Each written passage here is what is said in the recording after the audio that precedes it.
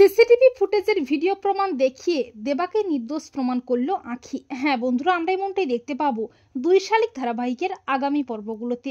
প্রিয়রঞ্জনের ষড়যন্ত্রে মিথ্যে অভিযোগে দেবাকে অ্যারেস্ট করে থানায় নিয়ে যায় পুলিশ।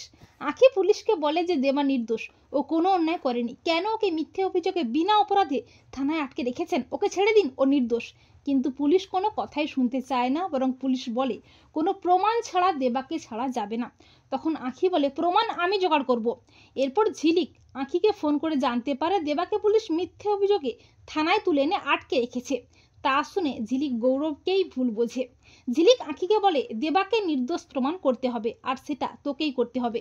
এরপর গৌরব থানায় গিয়ে বলে যে দেবা কোনো অন্যায় করেনি, ও আমাকে অ্যাক্সিডেন্ট করায়নি, বরং ও রক্ত দিয়ে আমার প্রাণ বাঁচিয়েছে। তখন পুলিশ বলে যে আপনার বাবা প্রিয়রঞ্জন কাঞ্চিলালি দেবার নামে অভিযোগ দায়ের করেছে। তা শুনে গৌরব প্রচণ্ড খেপে যায়। এরপর আঁখি পল্টুকে সাথে নিয়ে প্রমাণ জোগাড় করতে বেরোয়। বিভিন্ন জায়গায় খোঁজ খবর করার পর একটা বাড়ির সিসিটিভি ফুটেজের ভিডিওতে দেখতে পায় দেবা গৌরবের অ্যাক্সিডেন্ট করায়নি, বরং দেবা অ্যাক্সিডেন্ট স্পট থেকে রক্তাক্ত মুমূর্ষ গৌরবকে নিয়ে হসপিটালে যায়। এরপর আঁখি প্রমাণ সমেত পুলিশের কাছে যায়। আঁখি রুদ্রমূর্তি নিয়ে বলে অফিসার দেবাকে ছেড়ে দিন, ও নির্দোষ, ও কোনো অন্যায় করেনি। তখন পুলিশ বলে আমি তো বলেছি প্রমাণ ছাড়া দেবাকে ছাড়া যাবে না। তখন আঁখি বলে প্রমাণ আমার কাছে আছে।